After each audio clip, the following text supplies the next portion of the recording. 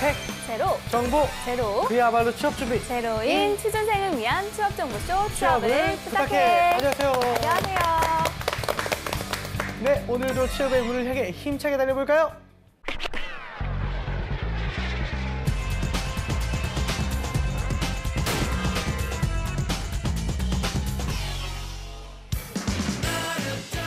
너의 취향을 저격해주마. 취향 맞춤 기업 정보 톡. 취향 저격 위해서는 어때입니다. 안녕하세요. 안녕하세요.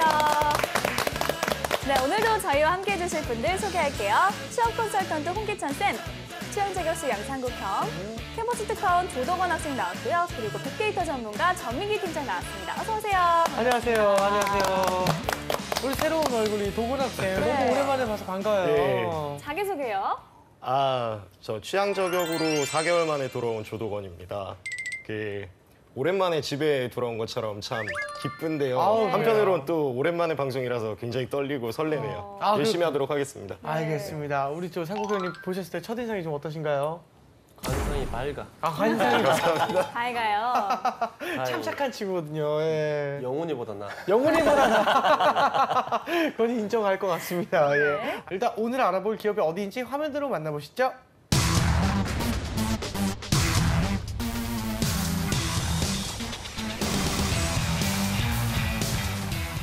네, 오늘의 기업은 동원그룹입니다. 아, 잠시.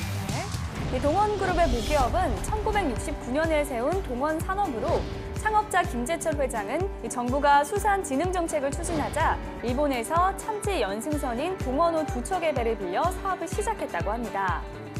1973년 아프리카 가나공화국에 업계 최초로 해외 기지를 설치했고 1979년에는 국내 최초로 참치 선방선을 도입해 1982년 국내 최초로 참치 통조림을 출시했습니다. 그리고 2008년 미국의 최대 참치캔 제조회사인 스타키스트를 인수하면서 참치 어획량과 참치 가공 부문에서 세계 1위로 올라섰습니다. 동원 참치가 첫 선을 보인 후 32년 만인 2014년 판매량이 50억 캔을 돌파했는데요.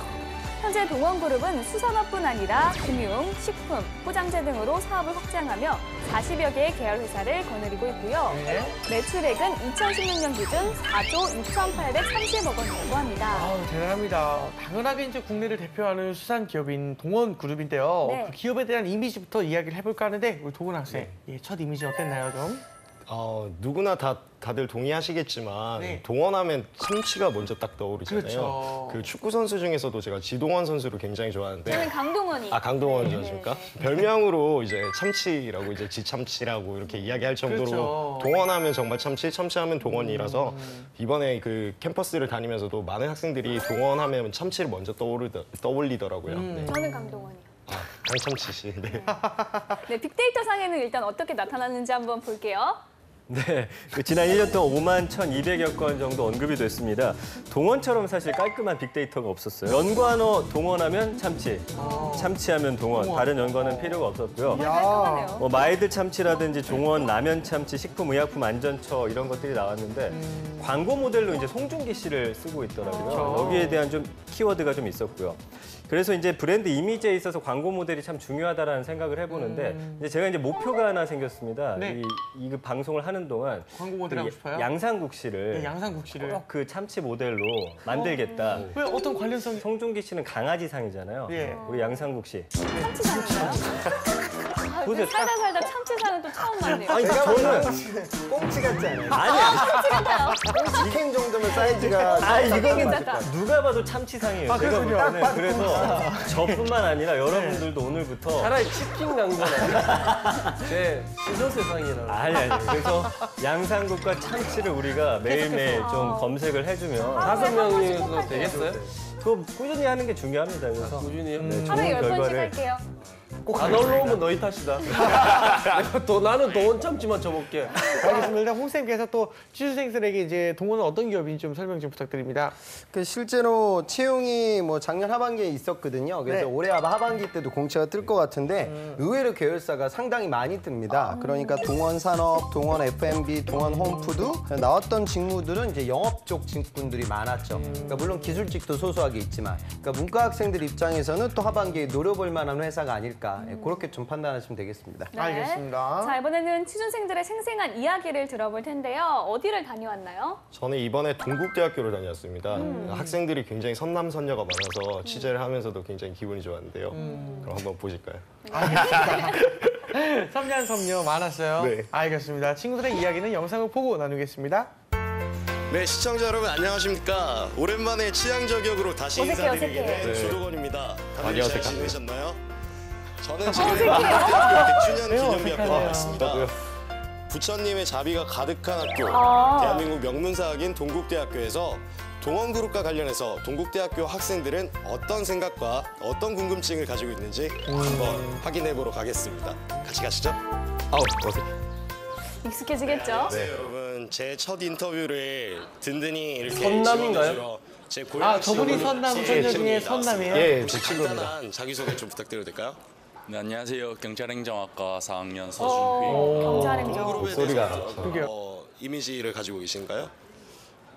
저는 이제 외국으로 다시 갈 생각을 하고 있는데 오. 동원 그러니까 기본적으로 한국 기업에 대해서 큰 지식은 별로 없습니다. 근데 동원그룹 하면 또 특별한 애착이 있는 게 제가 혼자 자취할 때 아, 참치캔 동원 좀. 참치를 또 많이 즐겨 먹었던 그런 기억이 나네요. 동원 학생 친구는 해외 취업을 생각하고 있는 거예요. 네, 지금 영국 쪽으로 생각하고 있습니다. 만약에 한국 기업에 취업을 하게 된다면 그때 그 기업이 동원이라면 본인은 어떤 각오로 회사를 다닐 수 있을 것 같나요? 만약에 동원에서 진짜 일하고 싶다면 제가 그 분야에 진정한 관심이 있어서 그 제품을 어떻게 수입해서 어떻게 가공 처리하고 어떻게 음식을 만들어내는지 그런 것도 다 알아봐야 되고 기업 문화라든지 몇 학년이죠? 그런 것도 지금 다 4학년 마지막 학기다. 알아봐서 마지막 학기. 꼼꼼하게 체크를 해서 이 기업이 정말 나에게 맞다고 생각하면 진짜 만약에 입사를 했을 때도 정말 열정 있게 일할 수 있을 것 같습니다. 네. 혹시 동원그룹에 관해서 좀 알고 계시나요? 동원그룹 딱 굉장히 이름을 들으면 선녀시더라고요. 참치가 생각나는 거는 당연한 것 같아요. 근데 그 외에는 잘 저도 참치 그 정도밖에 외에 다른 모르나. 정보에 대해서 아쉽더라고요. 오늘 좀 대부분 아쉽긴 하죠. 참치들이라서 예. 그렇구나. 아니면 뭐 그 리챔 혹시 아세요? 네. 네, 그런 것도 다 동원 제품이 아, 만들어졌어요. 그래요. 리챔도. 아니요, 몰라. 지금 알았어요. 예, 제가 동원그룹을 지금 굉장히 잘 홍보하고 있는 것 같은데요. 어떤 직무를 원하시나요? 취업 준비를 어떤 직무? 조망 종합식품기업이죠. 저는 공대생이기 때문에 확실히 갈 수 있는 분야가 좀 정해져 있는데 저는 이제 품질 관리 쪽으로 가려고 고민을 하고 있습니다. 품질 관리로 갈 수 있는 회사가 뭐 식품회사, 화장품회사, 뭐 석유화학회사 되게 많은데 저는 지금 식품이랑 그다음에 화장품 쪽에 관심이 좀 있어서 그것도 고려를 하게 될 것 같아요. 네, 저는 그 동국대학교에서 정보통신공학 전공하고 있는 김태흥이라고 합니다. 지금 이제 저번 학기 마지막 학기 마치고 지금 약간 수료 상태에서 지금 취업 준비하고 있습니다. 실례가 안 된다면 혹시 서류 몇 개 정도 지금 쓰셨나요? 한 20개 좀 넘게 쓴 것 같은데 네. 조금 더 써야죠. 있습니다. 네. 예, 저 같은 경우는 지금 딱 13개 정도를 썼는데 지금 7개래. 제가 거의 한 8개, 9개가 지금 광탈당하고 있습니다. 이렇게 취업 시장이 어려운데 식품산업과 이제 정보통신공학이 어떤 식으로 또 융합이 될 수 있을지 좀 어려운 질문이지만 일단 IT 기술이라는 건 모든 기업에 다 있는 그런 거잖아요. 그래도 이제 식품 산업이다 보니까 이제 유통이나 약간 판매 이런 쪽에서 주 이제 업무를 할 텐데 그런 부분에서 원활하게 할 수 있는 그런 IT 시스템 관련 부분에서라든가 약간 그런 부분에서 제가 그런 직무가 있다면 지원할 수 있을 것 같습니다. 동원 쪽도 그 SI 쪽이 있기 때문에 동원 시스템스 뭐 이런 쪽은 소프트웨어나 뭐 전자 이렇게 그쪽 친구들도 도전이 가능하죠. 이번에는 그 아리따운 여성 두 분을 한번 해보셨습니다. 본인이 다른 사람들과 차별화될 수 있는 그런 뭐 공모전이나 그런 스펙과 관련된 그런 것들이 있으시면 봉사활동은 저의 역량을 조금 발휘하고 싶어서 일본어 통역이나 번역 관련해서 봉사활동들을 조금 했었고요. 동서식품에서 주관하는 그 캐드베리 홍보대사라고 해서 그 초콜릿을 우리 학교에 어떻게 홍보를 할 것인지에 대해서 조금 기획하고 그거를 실행에 옮기는 활동들도 했었는데 인천 아시안 게임 서포터즈를 했었고요. 3, 4학년이 들어가서는 이제 전공에 조금 더 초점을 맞춰서 유통관리사를 준비를 해서 합격을 했고 있고 지금은 이 친구하고 함께 해외 학술 탐방을 준비하고 있습니다. 주제는 한국의 쌀 가공 식품에 관한 건데 그거를 베트남에 어떻게 수출을 할지 그 수출 경로를 알아보는 그런 학술 탐방을 계획 중에 있습니다. 네, 학생들의 인터뷰 잘 들었습니다. 네. 마지막 여학생이 유통관리사 자격증을 좀 취득을 했다고 했는데 네. 어떤 자격증이고 이게 실제로 취업에 좀 도움이 되는 자격증인가요? 그러니까 아까 그 학생은 통상 전공이니까요. 아마 네. 학부 때 뭐 무역 조건이라든가 통상 관련된 절차는 공부를 했을 거예요. 그러니까 내수 쪽 기업들을 좀 쓸 때 통상이 좀 약해지니까 네. 내수 물류 쪽의 어떤 흐름을 파악하기 위한 물류 관련된 자격증 취득이 있을 수는 있죠. 네. 그런데 통상 전공이면 그러니까 물류 기업을 그냥 SCM 직군으로 쓰게 되면 산업공학 전공했던 친구들 중에 CPIM 자격증 갖고 있는 친구들이 있고 그다음 물류 기업에서 인턴을 했던 친구들이 또 있어요. 네. 그러니까 아마 여학생들은 물류 관련된 자격증을 따면 내가 이를 통해서 물류 직군으로 도전한다 이렇게 생각을 하는데 또 물류를 아예 전공했던 친구들도 그 자리에 있기 때문에 저 부분을 활용해가지고 내수 기업들의 영업 직군을 도전한다. 이게 오히려 더 효과적일 거예요. 근데 그렇게 좀 생각해보면 더 좋을 것 같습니다. 네. 자, 계속해서 한간의 소문 또 확인을 해봐야겠죠? 상국이요. 예, 또 한간의 소문 한번 알아보도록 하겠습니다. 예, 우리 동원 신입사원의 퇴사율이 높다고 카더라. 예, 우리 신입사원이 퇴사율이 높습니까? 신입사원 자체 퇴사율이 좀 높죠. 근데 저는 이게 제 추측인데 뭐 동원이 뭐 나빠서 퇴사율이 높다기보다 통상적으로 퇴직률이 있고 저는 그럴 것 같아요. 동원 정도 취업하는 친구들은요. 물론 동원도 훌륭한 기업인데 네. 동원보다는 더 높은 목적지가 분명히 있었을 거예요. 그런데 그 실력으로 이제 동원에 가게 되거든요. 그러면은 물론 동원도 훌륭하지만 또 이제 본인 좀 미련 같은 게 남잖아요. 그러니까 뭐 우리가 뭐 한양대 간 친구들도 편입 시장에 굉장히 많이 나와요. 스카이 가려고 또 이제 편입을 하듯이 동일한 상황이 좀 많이 펼쳐질 만한 회사가 아닌가 그런 생각이 들어요. 그러니까 이게 뭐 나빠서 퇴직률이 높다기보다 아마도 그런 연유가 있지. 왜냐하면 더 실력이 떨어지는 친구들은 못 가거든요. 예. 어느 정도 있는데 이제 미련이 좀 남는 거죠. 예. 그럼 여기 동원의 여기 연봉 어떻게 됩니까? 네, 그동안 이제 연봉 데이터를 제가 쭉 뽑아보다 보니까 동원 연봉 사실 좀 찾아보기 많이 어려웠어요. 근데 대졸 초임이 한 3,500만 원 정도 됐고요. 평균 연봉이 한 4천만 원 정도. 그래서 뭐 그렇게 썩 높은 평균 연봉은 아니다라는 걸 알 수가 있고요. 네. 이 식품업계 중에서는 삼양사의 연봉이 제일 높았습니다. 삼양이요? 예, 평균 연봉이 5,970만 원. 그래서 10대 식품 기업 중 가장 높았는데 좀 비교를 해보면 CJ 제일제당이 5,700만 원, 풀머니 5,300, 롯데 칠성음료 5,000, 롯데제과 4,600, 농심 4,600, 오리온 4,600, 그 다음이 이제 동원 4,000만 원이거든요. 그래서 대상 오뚜기. 뒤에서 한 세 번째 10대 그룹 중에서는 그래서 높은 수준은 아니지만 늘 말씀드리는 게 뭐 앞으로의 또 어떤 미래를 봐야겠죠. 이 동원이 더 잘 되면 또 연봉도 함께 올라가지 않을까 그렇게 기대를 해봅니다. 알겠습니다. 선생님 혹시 그러면 이제 보통 어느 정도 스펙을 갖추면 취업이 좀 가능하다고 볼 수 있을까요? 뭐 학교 레벨을 엄청나게 보는 회사는 아닌 것 같아요, 실제로도. 그러니까 제 학생인데 동원 F&B 이제 식품 유통 영업으로 들어간 학생인데 가천대 출신이고요. 네. 그다음에 학점은 한 3점 후반, 그리고 토익은 800 초반, 네. 그리고 스피킹도 한 6급.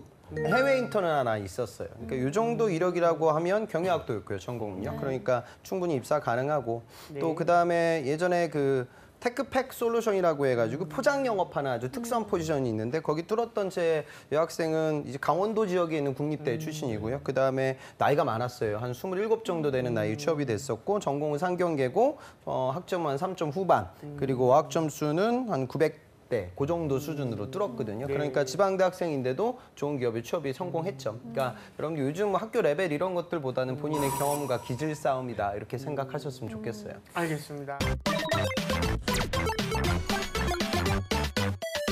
자, 계속해서 핫한 키워드를 통해서 기업을 저격해 보겠습니다. 상국이요.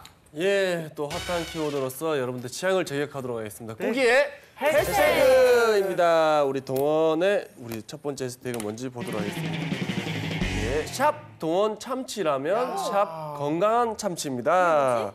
예, 참치하면 오랫동안 우리 참치캔이라는 단일 제품이 전부였는데요. 네. 최근에는 라면이나 빵 등과 결합해 다양하게 변신 중이라고 합니다. 야, 일단 온 국민이 사랑하는 스테디셀러 참치인데요. 이거에 대해서 좀 더 자세히 알아볼까요? 네, 이 참치가 사실 반찬부터 간편식까지 용도가 상당히 다양하게 많은 사람들의 네. 사랑을 받고 있는데 아까 말씀해 주신 대로 1982년에 참치캔이 처음 출시가 됐습니다. 네. 근데 그때 당시 참치캔 하나 가격이 무려 1,000원.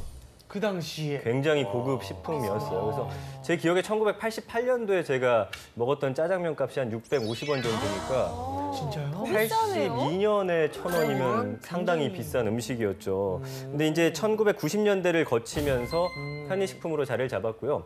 2000년대 들어서는 이제 건강에 대한 소비자들의 어떤 관심이 높아지면서 이 참치가 단백질뿐만 아니라 어떤 각종 영양소가 풍부하다라고 하면서 폭발적으로 판매가 됩니다. 그래서 앞으로 이 참치의 변화는 뭐 여러 방면으로 나아갈 것 같고요. 이미 시작이 됐습니다. 그래서 아까 말씀해 주신 대로 그 참치 라면도 있고요. 또 라면 참치라고 해가지고 보통 라면에다가 참치를 블록처럼 넣어서 먹는 거예요. 그래서 이제 어떤 라면에든지 참치를 곁들여 먹고 싶은 사람들은 그 블록 참치를 넣어서 먹는 거고요. 그다음에 요즘에 이제 동원 참치 삼각김밥이 나왔습니다. 그래서 삼각김밥 안에다가 동원 참치를 넣었겠죠. 그래서 이제 동원 참치 특징 중 하나가 잘 부서지지 않아요. 다른 참치는 약간 좀 으깨지는 게 있는데 뭐 개인적인 의견일 수 있습니다만 앞으로는 이제 혼밥이라든지 가정 간편식 소비 트렌드에 맞는 새로운 유형의 참치 제품을 선보이겠다. 뭐 모든 업체들의 그 지향점이겠죠. 예. 알겠습니다. 다음 해시태그도 보겠습니다. 네, 다음 해시태그 보도록 하겠습니다. 네네. 샵 두산 생물자원 그리고 샵 더 반찬입니다. 동원은 더 이상 참치 회사가 아닙니다. 네. 지난 10년간 M&A를 그 1조 6천억 원을 투자해가지고 다양하게 사업 영역을 넓혀가고 있다고 합니다. 네, 굉장한 거죠, 1억 6천. 예. 네, 동원 역시 새로운 먹거리를 찾기 위한 변화인 것 같은데요. M&A가 상당히 활발했어요. 네, 그렇습니다. 네, 동원그룹은 이제 모테라고 하면 수산 사업이었는데 네. 이제 M&A를 꾸준히 진행할 수밖에 없는 상황이죠. 어떤 참치라든지 기존 주력 상품들의 판매가 저조하기 때문에 네. 그러다 보니까 이제는 수산과 식품, 포장재, 물류 이렇게 핵심 4대 사업으로 본인들의 목표를 정했습니다. 그러면서 이제 동부 익스프레스를 4,200억 원에 인수를 했고요. 그다음에 아까 해시태그에도 있었지만 두산 생물자원, 그러니까 글로벌 생활 산업 기업으로 또 거듭나기 위한 노력을 하고 있는데 이 회사는 이제 가축 사료라든지 공급, 사육 관리, 낙농, 뭐 양돈, 축산 농업 이런 전 과정의 이런 사업을 하는 회사인데 이걸 또 인수를 했고요. 그리고 더 반찬을 300억 원에 인수를 하면서 식품 사업도 강화를 했습니다. 그다음에 이제 포장재 사업에 관한 M&A도 진행을 했는데 2014년 한 해 동안만 무려 4개 회사 한진 PNC, 테크팩 솔루션, 탈루파 시스템즈 이런 포장 관련 업체를 잇따라 인수를 했고요. 베트남 포장재 기업 TTP와 MVP 역시 1,121억 원에 사들였습니다. 그러면서 이제 M&A 시장 인수 의향을 앞으로도 물어보고 또 더 이 M&A를 위해서 노력하겠다. 더 사업을 다각화하고 그 시장을 더 넓혀 나가겠다는 목표를 세운 거죠. 네. 알겠습니다. 홍쌤 그러면 동원그룹 전망은 좀 어떻게 보십니까? 실제로 저는 괜찮은 것 같아요. 그러니까 제가 집에서 와인 먹는 걸 즐기는데 네. 그 치즈 안주 같은 걸 구매하려면 아우, 그 예. 백큐브 치즈 있잖아요. 백큐브, 그게 꽤 그것도요? 비싸요. 예. 그래서 저는 먹을 때 한 입에 못 먹거든요. 그거 아주 한 2입, 3입에 나눠 먹는 것 같은데 제 아들이 요즘 이거에 빠져가지고 한 개씩 먹어요. 이거를 무슨 땅콩 먹듯이 예, 바로. 엄청나게 지금 아빠는 그렇게 아껴 먹는데. 백큐브 치즈가 그만큼이나 요즘 괜찮아요. 그리고 실제로 보면 그 거래선 그 제품들이 다각화되고 있죠. 그러니까 리챔, 그다음에 개성만두, 그다음 보성 녹차, 그리고 덴마크 드링킹 요구르트, 요것도 아주 히트 상품이거든요. 그러니까 이런 것들이 실적이 좋은 것 같아요. 그래서 지금 1분기 매출을 보니까 전년 동기 대비 한 7.9% 정도 매출이 올랐고요. 영업이익도 한 7.7% 정도 상승했어요. 그래서 이런 부분들 그리고 우리가 이제 눈여겨봐야 되는 게 온라인 이 가정 간편식 시장. 시장. 이게 1인 가구들 때문에 점점점 시장이 커질 텐데 동원이 이쪽에서도 추세가 괜찮은 것 같아요. 그래서 지금 최근에 신제품 보면 개성 왕새우 만두가 이게 아주 매출 실적이 좋다고 하거든요. 그래서 냉동 만두 시장에서 점유율을 15%대로 올렸다. 이렇게 보도가 나오고 있어요. 그래서 과거에 아까 그런 노하우가 있겠죠. 참치 시장에서 그렇게 시장을 1등 했던 그런 기억이 있기 때문에 또 다른 식자재에서 국내 시장을 이끌어 나갈 수 있는 기업으로 거듭나고자 한다. 네, 그런 생각을 하시면 될 것 같습니다. 네, 알겠습니다. 지금부터는 학생들의 궁금증을 해결해 보도록 하겠습니다. 우리나라의 전반적인 사기업 분위기가 좀 여성 복지에 대해서 좀 되게 취약한 편인데 이 부분에 대해서 동원 회사는 어떤 식으로 지금 어떤 식으로 되고 있는지 궁금합니다. 되게 앞에 여자 그 학우분이 말씀해 주셨듯이 여성 복지에 관해서 그러니까 좀 승진 기회도 적고 그다음에 복지가 좀 취약하다는 이야기가 있던데 그건 정말 그런가요? 좀 보수적인 문화가 있는 게 아니냐. 과거에는 있었던 게 사실입니다. 왜냐하면 그래요? 산업의 특수성 때문에 이 여성 임원 발탁도 좀 꺼리고 원양업 같은 수산업에서 좀 힘든 일이잖아요. 그래서 여성 임원을 조금은 꺼리는 보수적인 성향이 있었다고 해요. 실제로도 이제 참치업계 양대 산맥이 동원하고 사조인데 사조 같은 경우는 이제 임원이 2명 그동안 있었고요. 동원은 아직까지 여성 직원 임원이 나오질 않았습니다. 근데 뭐 이제는 변화하고 있고요. 2013년 이후에는 이제 모든 이런 남녀 차별이라든지 복지에 관련된 것들이 다 재정비가 되면서 여성 소비자를 타깃으로 한 마케팅이 워낙 많기 때문에 이제는 사실 마케팅이나 홍보 차원에서 여성 직원을 배제한 채 갈 수는 없는 상황이고요. 그리고 이제 앞으로는 이 여성 임원도 적극적으로 등원하겠다라는 뭐 대표이사의 말도 있었고요. 뭐 앞으로는 그런 복지라든지 여러 가지 처우가 개선될 것으로 기대를 하고 있습니다. 네. 저거는 약간 회사의 약간 시작부터 약간 그랬을 것 같아요. 남성적이라. 왜냐면 이게 예. 백 사람이라고 하죠. 그렇죠. 그래서 거기서 거친. 따지고 시작했던 거다 보니까 그렇죠. 더 남성 문화가 아무래도 조금 더 좀 남아 있는 것 같긴 합니다. 실제로 저희 부모님께서 그 아버지께서 그 배 선장님이시거든요. 네, 근데 배를 정말로 타시는데 거칠으세요, 확실히. 그리고 남성적인 이미지가 굉장히 강하시고 그런데 재한 씨하고 그럼 정말 안 되네요. 네, 저는 어머니를 좀 많이 닮은 것 같아요. 그리고 아버지는 많이 못 빼가지고 보고 싶습니다. 저는 이제 동원그룹의 면접 과정이 가장 궁금합니다. 이제 친구들이 이제 동원 면접에서 뭐 PT 면접도 있고 임원 면접도 있고 이렇게 하는데 이제 면접의 종류가 다양하다고 해서 그런 면접이 어떤 형식으로 이루어지는지 궁금합니다. 그 동원도 면접 전에 재미난 게 이게 있더라고요. 선배 사원 평가. 그래서 요거는 뭐 과장, 부장 이런 그 면접관들을 만나는 게 아니라 입사한 2년에서 4년 차 그런 선배들과의 면접을 참여한다고 해요. 이런 좀 독특한, 좀 아까 나왔던 좀 보수적인 이미지를 바꾸기 위한 채용팀의 노력이 아닐까 그런 생각도 들고요. 그다음에 이제 집단 면접, 이거 다대다 집단 면접이 진행되고 요즘 뭐 롤플레이 면접은 많이 하니까요. 그다음에 또 PT 면접이 이루어지고요. 제 예전에 그 PT 면접장 가서 받았던 문제가 고객이란 무엇인지 설명하고 이유를 말해보세요. 뭐 이 정도 PT였어요. 아주 쉬운 수준이거든요. 그래서 난이도가 그다지 높진 않은 것 같고요. 그다음에 또 단계별 제로 베이스 평가가 이루어진다고 해서 전 단계 면접이 다음 전형에 영향을 미치고 있진 않아요. 이런 건 사실대로 얘기를 하니까. 근데 또 어떤 기업들은 1차 면접 결과, 인적성 결과, 스펙 이런 것들을 종합적으로 고려해서 최종 면접 평가가 이루어지는 기업들도 있고 그래요. 근데 뭐 그걸 여러분들 되게 궁금해하는데 별로 알아도 뭐 달라질 건 없어요. 그러니까 여러분들 그런 쓸데없는 거에 좀 포커스 맞추지 마시고 학생도 이런 데 지나치게 공부 못하는 친구들이 꼭 그거 물어보잖아요. 그래서 그런 것들이 중요하지 않고 또 면접 재한이 보면서 얘기를 자, 이번에는 실제 면접에 어떻게 임하면 좋을지 알아볼게요. 예, 해보게요. 자, 우리 조덕원 씨, 오늘 처음 뵙겠습니다. 급식과 인구 절벽으로 참치 캔 사업이 부정적이라는 인식에 대해서 어떻게 생각하십니까? 저도 이제 급식 세대이기 때문에 사실 참치 같은 경우는 이제 거의 자취생을 하면서 많이 접하게 되는데요. 아니면 그 전에 이제 집에서 어머니께 차려주시는 걸로. 근데 제가 가장 기억에 남는 게 그 군대에 있을 때 참치 크래커라고 해서 동원 참치랑 이제 그 혜태제과 아이비라는 과자랑 이제 같이 묶어서 이제 출시했는 상품이 있었거든요. 그런 식으로 참치캔의 수요는 조금씩 떨어질지언정 그래도 다른 상품들과 뭔가 결합할 수 있는 아까 홍기찬 선생님께서 말씀해 주셨듯이 아까 홍기찬 선생님이 우리 방에 있었어요? 네? 면접 보는데 아닙니다. 실제 면접이기 때문에 실제 면접. 죄송합니다. 어디까지 얘기했지? 뭐 참치 김치찌개나 아니면 참치는 다른 식품들이랑 좀 이렇게 많이 잘 결합할 수 있는 좋은 상품이기 때문에 제품들을 좀 이렇게 묶어서 다른 식으로 출시하면 그 수요가 떨어지는 거에 대한 좀 대응책이 되지 않을까 생각해 봅니다. 예, 알겠습니다. 자, 그리고 어떤 상황일 때 가장 불안합니까?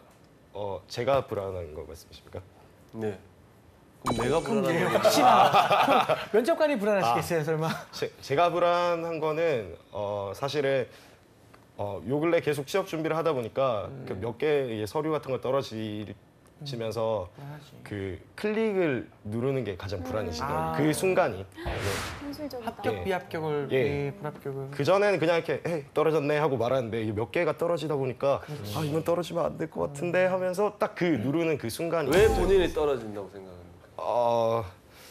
솔직히 말씀드리면 이렇게 아직 준비도 좀 덜 된 것 같긴 하지만 그래도 그냥 솔직히 말씀드리면 아직 준비가 모자란 것 같습니다. 네. 좀 더 하고 오지. 예. 그렇죠. 자, 우리 홍기찬 씨. 복수의 시간인가요? 복수까지. 자, 급식가 인구 절벽으로 참치 캔 사업이 부정적이라는 인식에 대해서 어떻게 생각합니까? 저는 그런 부정적 인식 이야기가 나오는 것은 이제 어린 아이들 그리고 학생들만 대상으로 해서 참치 매출이 발생하지 않나 이렇게 판단하시는 분들 오해라고 생각이 듭니다. 죄송한데 좀 웃으면서 얘기하시면 더 열심히 웃어보도록 하겠습니다. 이렇게 많이 경직이 돼 있어요. 그 노인 인구도 많아지고 있고 또 노인분들 입장에서는 이런 참치 같은 생선들이 치매 예방에도 도움이 되고 또 여러 가지 긍정적 효능이 많다고 들었습니다. 어르신들 대상으로 한 홍보가 더 많아지고 또 저가형 참치 상품들의 그런 수요가 늘게 되면 그런 위기를 우리는 극복할 것이라고 저는 믿습니다. 요것도 많이 하는 질문이에요. 뭐 어떤 상황일 때 본인이 불안한 것 같아. 근데 요거는 이제 당연히 어떤 상황을 얘기하면 추가 압박을 하기가 좋은 질문들이에요. 그러니까 뭐 가장 뭐 밤을 새면서 고민했던 시간이 언제예요? 그다음에 가장 주변인들한테 비난받았던 상황이 뭐예요? 인생을 살면서 가장 후회가 남는 순간은 뭡니까? 이런 대화의 시작은 어떤 순간 후회가 남아요라고 끝나지가 않아요. 그러니까 그거는 대화의 스타트고 그걸 통해 컨텐츠가 나오면 또 질문을 하겠죠. 그러니까 여러분들은 이걸 통해서 어떤 상황을 노출시켜야 된다 이게 중요한 게 아니라 이거 가지고 대화가 이제 흘러갈 텐데 나는 그 과정들 속에서 나를 뽑아야 될 이유를 이 면접관에게 어떻게 노출시킬까? 이게 사실 전술적인 대화거든요. 그러니까 그런 부분에 입각해가지고 평소 스터디 하시는 분들도 이런 식으로 좀 주거니 받거니 이야기를 좀 많이 나눠봤으면 좋겠습니다. 네, 알겠습니다. 사업 다각화를 꿰고 있는 동원그룹 좀 적극적으로 도전해 보시길 바라겠습니다. 오늘 취향저격은 여기까지 하고요. 저희는 다음 시간에 다시 찾아오겠습니다. 감사합니다.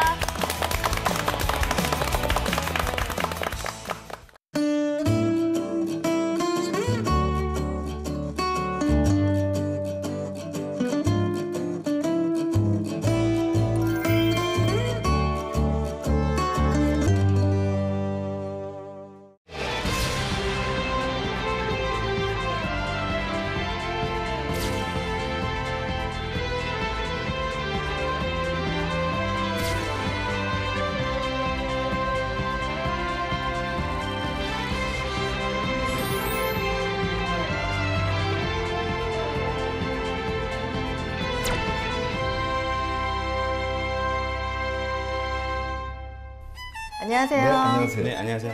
안녕하세요. 네, 정말 오랜만에. 네, 오랜만에 뵙게 더 반갑죠? 네. 오늘 진짜 반가운 네. 우리 손님이 또 찾아주셨습니다. 네. 제가 외부에서는 우리 선생님을 몇 번 뵌 적은 그쵸, 있었는데 네. 또 면접부에서는 처음이거든요. 그렇죠. 네. 연습 보여 계실 때가 더 아름다우신 것 같아요. 정말. 네. 감사합니다. 화면에서 볼 때보다 실물이 훨씬 더 괜찮으신 것 같아요. 감사합니다. 그렇다고 우리 화면이 선생님도- 별로라는 말은 아닙니다. 네네. 네. 정말 화면 빨라는 훈훈합니다. 생각을 하신 것 같은데. 화면도 잘 받으시고 실물도 훨씬 더 괜찮으신데요. 그러세요? 네. 진짜- 칭찬 모드로. 네. 아니, 방송에서 뵈니까 진짜 네. 더 멋지세요, 오늘따라. 네. 오늘 뭐 분장도 하고요. 네. 네, 오랜만에. 저도 네. 좀 칭찬 한마디 해주시면 안 돼요? 분위기 너무 좋은데 왜 갑자기. 네, 저 좀 오랜만에 뵀으니까. 네, 곽도원 많이 닮으신 것 같아요. 그런 얘기 많이 안 들어보셨어요? 평소에 볼 때마다 18번째 듣고 있습니다. 그러세요? 네. 좋은 의미신 거죠, 곽? 좋은 의미죠. 항상 친근하게. 언제나 방송에서 보는 듯한 느낌. 네, 좋은 것 같습니다. 하여튼 뭐 좋게 받아들였으면 일단. 네네. 네. 우리 선생님 별명이 교회 오빠라면서요. 네, 교회 오빠 하면은 저희가 보통 이렇게 훈훈하고 그런 이미지를 상상을 하는데 네. 예를 들면 뭐 에릭남 같은? 에릭남. 뭐 에릭 방으로 불리는 경우도 가끔씩 있었는데. 에릭 방으로. 네네. 뭐 교회 오빠라는 이미지는 뭐 좋은 것 같아요. 어쨌든 뭐 순수해 보이고 뭐 그만큼 매력적이라는 얘기라고 하니까 뭐 좋은 것 같습니다. 좀 진짜 오랜만에 뵀는데 네. 혹시 뻔뻔해지는 약을 드셨나요? 네. 좀 이제 뻔뻔해져야 되겠더라고요. 내 자신에 대해서. 네, 에릭 방으로 불러주시면 좋겠습니다. 네. 뻔뻔해. 아, 우리 삼촌이랑 정말 잘 맞을 것 같아요. 같은 과 같은데요. 이거 뭐 칭찬이에요, 이게요. 글쎄요. 저는 김세윤 선생님이랑 같이 잘 어울릴 것 같다는 얘기 들으면 너무 좋습니다. 아, 그렇군요. 네. 네, 네. 빨리 질문 토크 시작하겠습니다. 네. 네, 오늘의 지원자는요, SK 이노베이션 연구개발 직무로 입사를 희망한다고 합니다. SK 이노베이션 어떤 회사인지 우리 삼촌께서 설명해 주시죠. 뭐 우리나라 대표적인 대기업 계열사 중에 하나입니다. 네. 그리고 우리나라에서 최초로 정유화학 회사예요. 그 당시에 이름은 대한석유공사였습니다. 그랬다가 이제 지금의 이름으로 바뀌었는데 네. 어쨌든 SK 이노베이션은 국내 최대 에너지 화학 기업입니다. 그리고 정유화학, 윤활유 사업부터 이제 또 미래 에너지 사업까지 화학 관련해서 다루지 않는 그런 분야가 없을 정도로 네. 대한민국 대표하는 글로벌 기업입니다. 네, 그렇군요. 네. 오늘 지원자는 특히 연구개발 네네. 직무를 희망을 하는데요. 어떤 연구를 하는 건가요? 네. 방금 말씀하셨던 것처럼 이제 다양한 사업 분야가 있잖아요. 네. 그 사업 분야에서 뭐 석유, 뭐 윤활유, 고분자, 뭐 그다음에 뭐 태양 전직 등 다양한 분야에 대한 연구들을 진행하고 있고요. 네. 거기에 필요한 인력들을 많이 채용하고 있는 상황입니다. 아무래도 전문 분야이다 보니까 입사 조건이 좀 까다로울 것 같은데 어떠세요? 아무래도 이제 연구 개발 쪽이고 또 그다음에 이 부분에 어떤 전문성을 요구하기 때문에 네. 이 학사 친구하고 석사 친구하고 좀 나눠서 뽑는 경우도 있거든요. 그래서 학사 같은 경우에는 이제 화공 엔지니어 쪽에서 채용을 많이 하고 네. 석사 같은 경우는 좀 더 이제 그 전문적인 영역인 그 이노베이션 연구개발직으로서 지원이 좀 가능한 상황이라고 볼 수 있습니다. 네, 그러면 SK 이노베이션 연구개발 직무는 석사학위가 필수다, 뭐 그런 말씀이시네요. 네네, 그렇죠.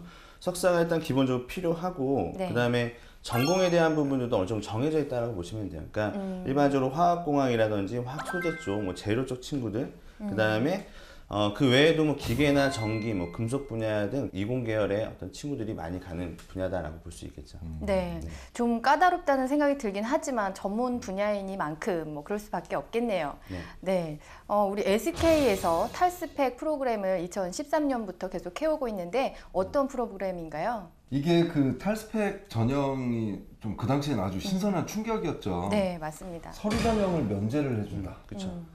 대단한 일이었는데 네. 이거를 그때 현대차하고 SK가 이제 먼저 시작을 했고 네, 맞아요. 그 현장에 계신 분들 목소리를 들어보면 다른 기업들은 저걸로 통해서 뽑은 인재들이 과연 괜찮을까 이걸 좀 뭐 지켜보기도 하고 그랬다고 그러는데 네. 나중에 보니까 이제 이걸 통해서 뽑힌 인재들이 괜찮기 때문에 네. 계속하겠죠.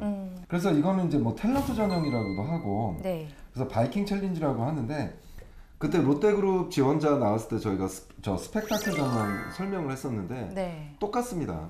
그러니까 파워포인트 앞에 PT를 이렇게 해놓고 자기가 살아온 과정을 이렇게 하는 건데 채용 기준이 뭐냐면 끼와 열정입니다. 네. 끼와 열정. 그렇군요. 그래서 여기 이 끼라는 게 뭐냐면 연예인 기질을 얘기를 합니다. 그렇죠. 그래서 뭐 안녕하십니까 저를 소개하겠습니다. 이거는 연예인 기질이 아니잖아요. 뭐, 안녕하십니까 이렇게 활발하게 하고 네. 열정이란 건 뭐냐면 학생들이 뭐 열심히 했다라는 걸 열정이라고 생각하는데 중요한 핵심 포인트는 내가 좋아서 뭔가를 시작을 해가지고 주변에서 막 만류하고 막 뜯어 말리고 그래도 내가 너무 좋아서 계속 해낸 거, 지속적으로 오래 한 거. 네, 그렇군요.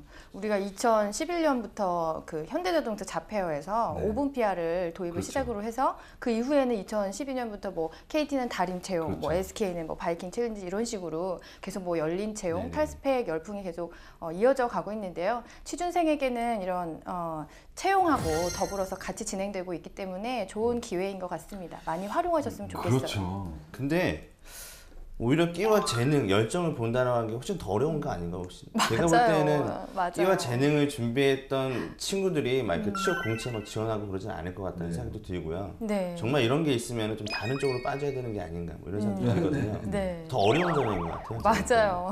그리고 또 한 가지 좀 참고하셨으면 좋은 게 SK 모든 계열사가 이걸 하는 건 아니에요. 네. 그러니까 그 SK 이노베이션, 텔레콤, 하이닉스, CNC에서만 이걸 네. 하고 있고 특히 연구개발 측은 해당이 없습니다. 아쉽게도. 아, 그렇군요. 그런데 SK에서는 면접 방식도 독특하다면서요.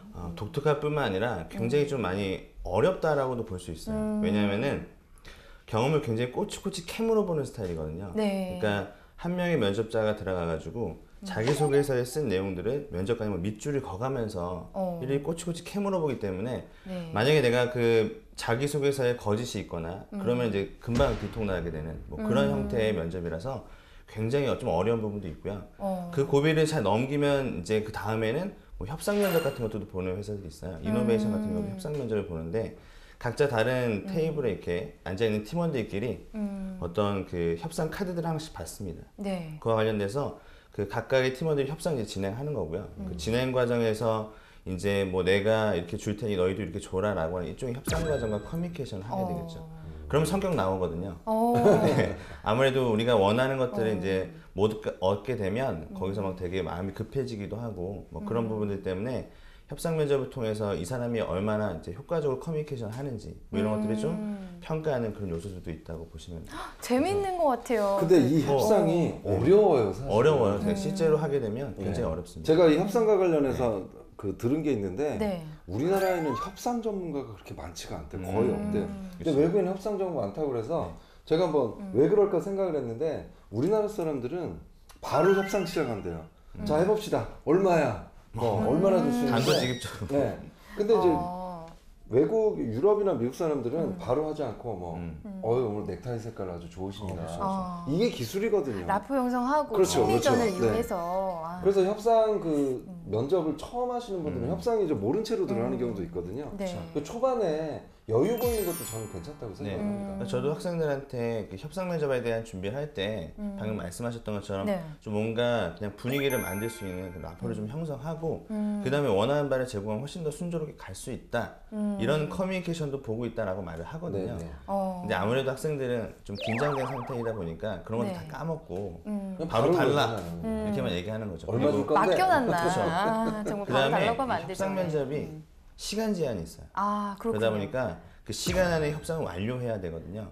그러면 이제 빨리 뭔가가 진행되지 않고 그러다 보면 이제 뭐 거기에 따른 어떤 성격적인 부분도 드러날 수 있기 때문에 최대한 그 커뮤니케이션 할 때에는 협상을 완료짓는 방향에서의 커뮤니케이션을 하는 사람들이 훨씬 더 좀 유리하다 이렇게 볼 수 있을 것 같습니다. 취준생 입장에서는 되게 까다롭고 어려운 그렇죠. 면접인데 저는 서류 보면 그런 사례 많이 봤거든요. 학교 축제에서 뭐 지원을 몇 번 그렇죠. 받았다, 협상 능력이 뛰어나다 이런 사례를 자소서에 쓰는 친구들이 많은데 증명할 방법이 없었잖아요, 그동안. 그렇죠. 뭐 근데 SK에서 할 수 있군요. 그렇죠. 실제적으로 뭐 경험적으로는 그냥 축제에서 뭐 그 협상했던 부분들 이런 것들을 많이 쓰게 되는데 뭐 그런 것이라도 일단 어떻게 협상했는지에 대한 커뮤니케이션 능력을 보려고 하는 거니까 그런 부분들을 잘 드러내도 괜찮을 것 같습니다. 네. 네.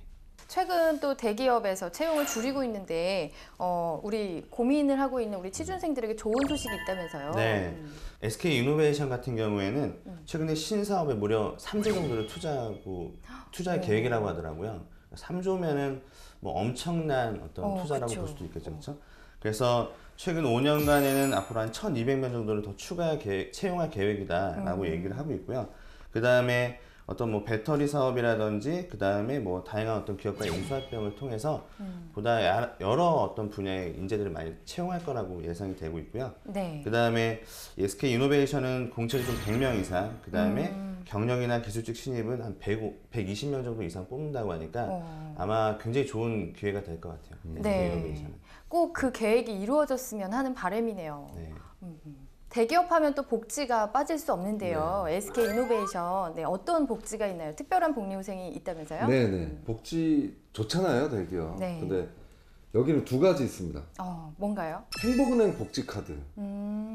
보통 일반 기업에서도 복지를 시행을 하면서 약 100만 원 정도 연. 근데 이거를 매년 초 280만 원 정도의 복지 포인트를 지급을 하는데 이거는 자기개발 이외에도 뭐 유흥업소만 아니면 뭐 어느 곳에든 자유롭게 뭐 밥을 먹을 때도 쓸 수 있고 그렇죠.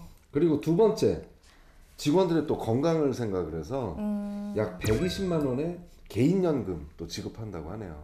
그렇군요. 아, 이래서 SK 하는군요. 네, 들어가고 싶네요.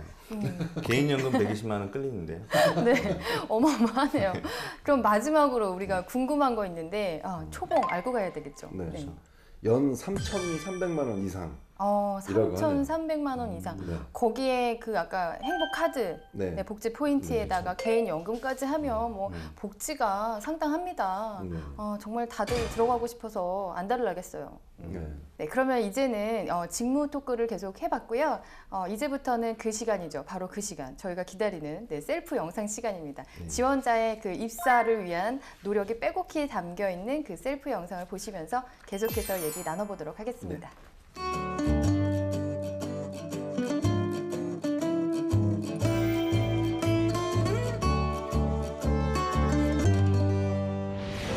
안녕하십니까. SK 이노베이션의 연구개발을 지원한 강다예입니다.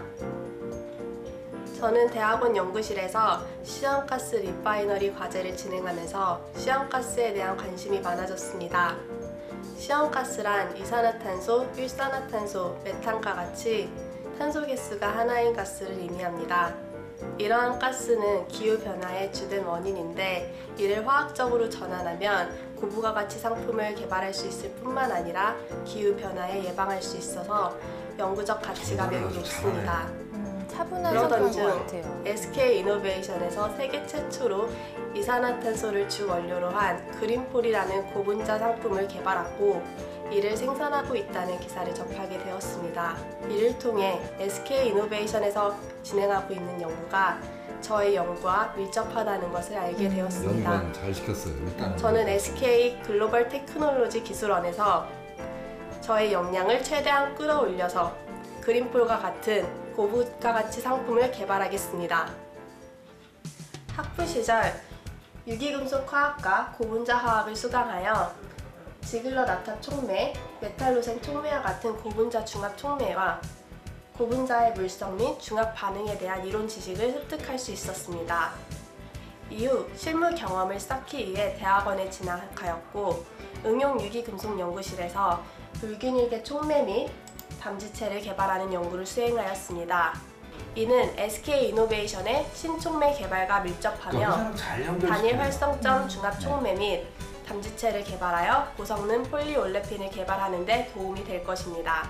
직무 PT 할 때 그 형식도 연습될 것 같아요. 저런 식으로 영상을 편의 SCI 논문을 게재할 수 있었습니다.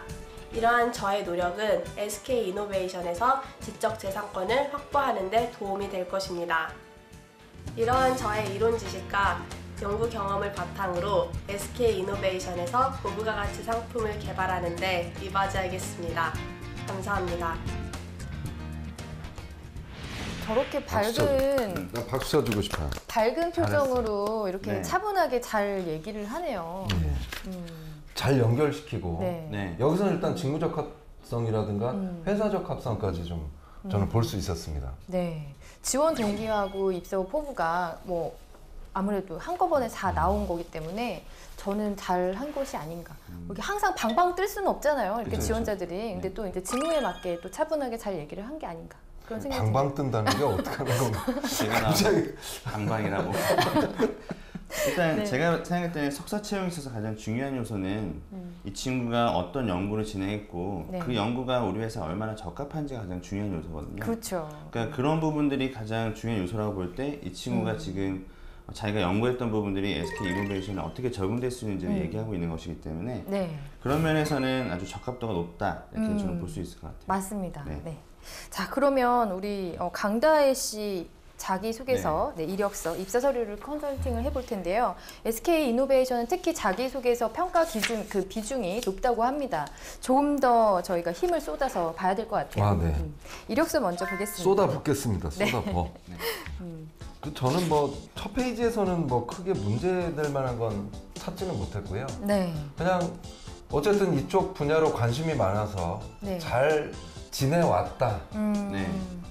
저는 그렇게 좀 평가를 일단 하고 싶어요. 네. 화학을 계속 이어서 전공을 심화 과정을 했다는 게 좀 보이고요. 사진을 잠깐 말씀드리고 싶은데요. 연구개발 직무이기 때문에 이너 탑을 이렇게 일자 탑을 입는 것보다는 블라우스나 셔츠 타입의 그런 이너를 입으신다면 훨씬 더 직무적으로 이미지가 돋보일 것 같아요. 셔츠 네. 컬러가 있는 그런 그러니까 전문성이 보이고. 그렇죠. 그래서 저는 항상 저거 그래. 이미지 메이킹을 어떻게 해야 되나요? 그러면 거기 그분들의 모습을 닮아가라. 저는 이제 뭐 그런 얘기를 하는데 제가 잘하고 있는 거죠? 그럼요. 네. 훌륭하십니다. 역시 저는 뭘 해도 잘하고 있습니다. 네, 다음으로 넘어갈게요. 빨리 넘어가야 돼요. 네. 근데 저는 이제 두 번째 페이지가 참 아쉽더라고요. 두 번째 페이지요. 자본 적합성이 전혀 보이지 않아요. 사회 경험 때문에 아마 말씀을 하시는 자격증도 마찬가지고.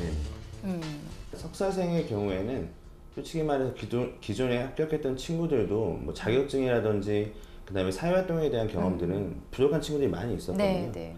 그러니까 더 중요하게 우리가 봐야 될 부분들은 아무래도 석사에서 어떤 연구들을 했는지에 대한 부분이고, 그렇죠. 그다음에 거기에 맞는 특히 이제 언어적인 부분들은 845점이긴 한데 석사 연구생들에 비해서는 좀 약간 낮은 편이라고도 볼 수 있거든요. 네. 그런 면에서 좀 더 보완이 되면 뭐 연구는 잘 되어 있으니까 그런 어떤 영어에 대한 부분만 조금 더 보완이 되면 제가 봤을 때는 충분히 경쟁력을 갖출 수 있을 거라고 생각합니다. 그러면 자기소개서로 넘어가 볼까요? 네. 항목이 5개인데요. 먼저 1번부터 보겠습니다. SK가 상당히 괴롭습니다. 네. 취준생들 입장에서는 이거 첨삭할 때도 이게 딴 데에 비해서는 2~3배 더 시간이 길어서 첨삭자들도 괴롭고 작성자도 괴롭고. 근데 제가 이제 좀 전체적으로 한번 좀 이거 보면서 느꼈던 건 아까 3분 PR에서 느꼈던 직무나 기업 적합성, 관련성 못 느껴졌습니다. 아쉬워졌고 특히 학생들이 그래요. 저는 이제 학사 출신들이 연구개발도 많이 선호하잖아요. 네, 이번 기회에. 맞습니다. 근데 석사 출신하고 학사 출신하고 엄연하게 다른 것은 전문성인 것 같아요. 네, 맞아요. 전문성을 실험은 그거잖아요. 연구에서 하는 건 과정이 가장 중요한 것.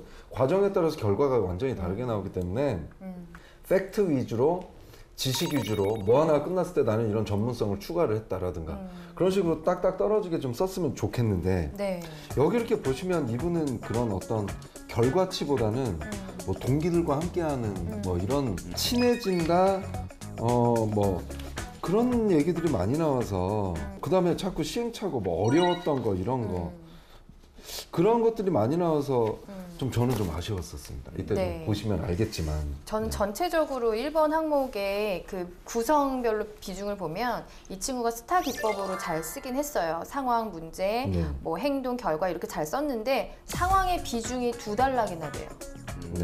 합성하면서 어려웠던 게 정제 작업이었는데 근데 그걸 해결하기 위해서 했던 노력이 사실 본인의 노력이 별로 없어요. 친구들과 같이 했더니 어렵지 않게 했다. 그러니까 자기의 노력도 별로 없고 이걸 어떻게 했는지 방법에 대한 어떤 구체성도 좀 많이 없어서 행동 비중을 좀 더 늘려야 된다. 저는 그렇게 보거든요. 아마 이 친구가 가장 어려웠던 경험은 아마 이 1번 항목성이 가장 어려웠던 것 같아요. 지금 그래서 이거 쓰는 거 굉장히 많이 좀 지적을 하시는 것 같아요. 근데 일단은 SK는 항목에 대한 분석이 좀 잘 돼야 될 것 같아요. 그러니까 어려웠던 것이라고 하는 것이 물론 대학원 석사들은 항상 연구 과정에서의 어려움을 많이 쓰거든요. 그것이 뭐 나쁜 소재라고는 볼 수는 없는데 꼭 내가 연구 과정이 아니더라도 뭔가 어떤 내 인생에서 어떤 경험 속에서 해결하기 어려웠던 문제점들을 어떻게 해결했는지를 써도 괜찮을 것 같은데 너무 석사는 석사생들의 이야기들만 쓰고 있다라고 하는 거죠. 그래서 예를 들면 이렇게 전문 용어들 같은 것들이 굉장히 많이 나오잖아요.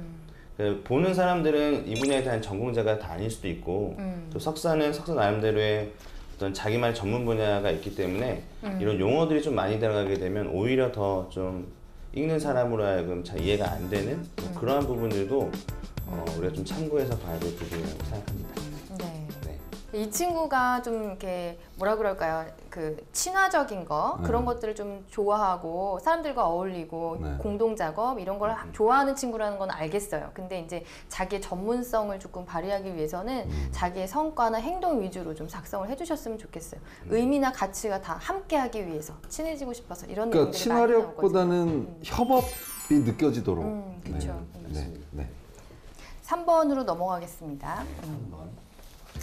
가장 기억에 남는 것, 그러니까 목표와 했던 행동을 쓰는 건데요. 가장이라고 하면 몇 개겠어요? 하나잖아요. 네. 근데 이거를 여러 개 쓰는 친구들이 있습니다. 그렇죠. 네. 왜냐면 천자기 때문에. 네, 그래서 그 정도로만 이해는 좀 받기는 받을 것 같은데. 네. 여기에서도 두 가지, 뭐 두 가지가 나왔는데요. 저는 가장 어려웠던 거가 가장 기억에 남는 거고, 그것을 행했던 구체적인 어떤 행동과 노력들을 구체적으로 쓰면 천자 채울 수 있거든요. 근데 지금 두 가지 내용을 나눠서 쓰다 보니까 이 내용이 너무 함축된 느낌이에요. 그래서 얼마나 이거를 노력해서 이걸 수행했을까, 그런 느낌이 잘 저는 오지가 않거든요. 네. 그래서 저는 이 둘 중에 더 힘들었던 거 하나만 얘기를 하면 더 좋지 않을까, 그런 생각이 듭니다. 그리고 여기도 보면 이분은 진짜 되게 인간관계 상당히 중요한 것 같아요. 다양한 전공을 한 친구들을 사귈 수 있었고. 근데 이제 저는 그 사람들이 이야기꾼이라고 하는 게 있잖아요. 사람들이 어떤 사람은 다양한 친구 사귀었어요. 근데 이야기꾼들은 이렇게 하거든요. 이 중에요, 이런 전공자도 있었어요. 뭐 연극영화과도 있었고요. 그래서 연극영화과한테 이런 사실도 알 수가 있었어요. 이런 게 좀 저는 더 재미있고, 그 다음에 배우면 크게 도움이 될 것 같아. 그러니까 되게 조심스러운 친구인 것 같아요. 표현을 할 때 보면. 그래서 이런 건 좀 크게 도움이 될 거라 확신했다, 뭐 이런 것도 가끔은 좀 써줄 필요가 좀 있는 것 같고. 네. 그렇습니다. 지금 이제 항상 강조했던 게 스타에서 A 부분, 행동 부분을 저희가 좀 비중을 늘려서 구체적으로 써달라고 얘기를 했는데, 첫 번째에서 연합동아리 가입한 것도 적극적으로 모임에 참여했다가 나오고요. 두 번째도 더 적극적으로 참여했다. 그러니까 했던 행동은 다 적극적으로라는 말로 한 줄로 끝났어요. 그래서 저는 이제 이게 너무 아쉽거든요. 얼마나 적극적으로 했는지 알 수가 없습니다. 제가 볼 때 이제 여기서 중요한 이 항목에서 3번 항목에서 중요하다고 생각하는 부분은 이 친구가 더 높은 목표를 세운 거거든요. 네. 그러면은 남들이 생각할 때는 너는 이 정도면 되는데 너가 그거보다 더 그걸 뛰어넘어서 목표를 선정하고 그것을 위해서 노력했던 경험이 나와야 된다고 생각하는데, 네. 그런 면에서 지금 뭐 예를 들면 첫 번째는 연합활동 동아리에 가입하는 것 자체는 더 높은 목표라고 보기엔 되게 애매하고요. 그 다음에 학점 교류를 하는 것도 더 높은 목표라고 하기는 힘들거든요. 이 항목에서 요구하는 방향에 조금은 좀 포인트가 맞지 않은 소재들이 아닌가, 뭐 이런 식으로 어떤 저는 결론을 내릴 수 있었을 것 같아요. 네. 5번 항목 볼까요? 네. 저는 이제 또 다 좋은데 항상 이거 어려워요. 5번이 제일 어려울 수도 있어요. 이건 경험은 어떻게든지 꺼내서 쓰면 되는데, 사실 뭐 어떤 일을 하고 싶으면 이게 첫 번째가 항상 어려울 것 같아요. 계획인데 SK 이노베이션에서 세계 최초로 CO2를 주원료로 해서 이런 성공화된 기사를 접하게 되었다.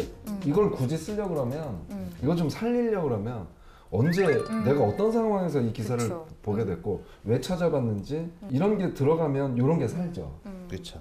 요거 아쉬웠습니다. 저는 어떤 일 하고 싶냐고 먼저 물어봤잖아요, 질문에서. 그래서 어떤 일 하고 싶냐고 물어봤으니까 연구 분야가 7가지가 되거든요, 이노베이션 중에서. 그럼 그 7가지가 뭐 페트롤, 뭐 친환경, 뭐 에너지, 뭐 여러 가지가 있는데, 거기 중에서 특히 나는 어느 분야를 주력해서 하고 싶다든지, 아니면 7가지 중에서 내가 그 석사나 뭐 학부 시절에 했던 그 경험이, 연구 경험이 어디와 관련되어 있으니까 잘할 수 있다든지, 좀 그런 내용을 처음에 좀 도입부에 써줬으면 좋겠거든요. 네네. 물론 이제 이 5번 항목의 경우에는 제가 봤을 때는 구성의 문제이지 내용의 문제는 아니라고 생각하거든요. 네네. 그래서 지금 말씀하셨던 것처럼 구성을 좀 더 임팩트 있게 처음에 어떤 일 하고 싶은지를 넣어주면 되고, 근데 그 어떤 일이라고 하는 것은 앞서 우리가 영상에서도 봤지만 자기가 뭘 잘할 수 있다, 무엇을 할 수 있다는 것들이 명확하기 때문에 그런 부분에서 자기가 하고자 하는 내용들이 좀 잘 들어가는 케이스라고 저는 보거든요. 네. 이 친구가 고분자에 관심이 있다고 언급은 하긴 했어요. 근데 네네. 그거를 중간 한 3번째 단락 내려와서 저희가 볼 수 있기 때문에 첫 번째에 고분자에 좀 관심이 있고 그것과 관련된 연구를 해보고 싶다라는 말이 첫 번째 단락부터 나와줬으면 좋겠네요. 네네, 맞습니다.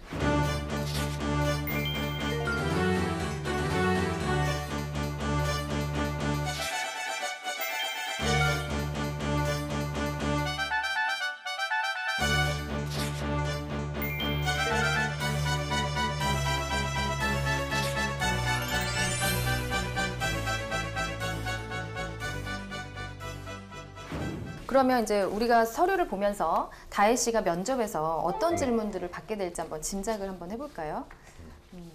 저는 이제 이게 그 역량 면접이고 역량 면접이 굉장히 자소서만 봐도 꼼꼼하게 살펴보려고 하는 노력이 보이잖아요. 네. 항목에. 그게 이제 면접에서 그대로 이루어져서 자소서에 보면 목표가 명확하게 나와 있지 않은 게 몇 가지가 있어요. 몇 군데. 네. 그래서 이 당시 세웠던 목표는 뭐냐, 왜 이런 목표를 세웠냐, 이런 것들이 좀 압박식으로 좀 이게 추가로 들어갈 것 같아요. 제 생각에. 네.